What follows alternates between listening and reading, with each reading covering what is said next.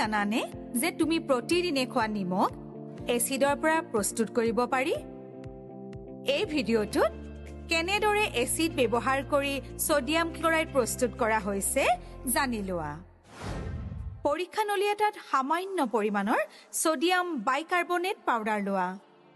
এতিয়া ইয়াত কিছু পাতল হাইড্ৰক্লৰিক এচিড যোগ দিয়া। তুমি পৰীক্ষানলীত বুট সৃষ্টি হোৱা দেখিবা। এক ৰংহীন আৰু গোন্ধহীন গেছৰ উৎপত্তিৰ প্ৰমাণ।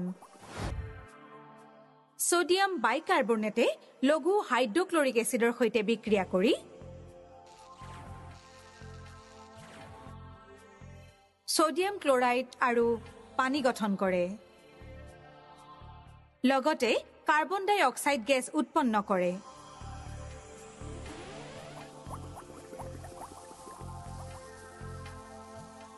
যেতিয়াই এই মুক্ত কাৰ্বন ডাই অক্সাইড গেছক চূণ পানীৰ মাজেৰে পাৰ হ'বলৈ দিয়া হয়, চূণৰ পানী গাখীৰৰ দৰে হৈ পৰে। সংক্ষিপ্ত বিৱৰণ চাওঁ আহা।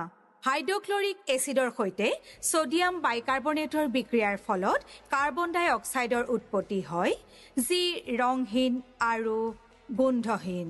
এই গেছটোৱে চূণ পানী গাখীৰৰ দৰে কৰি তোলে।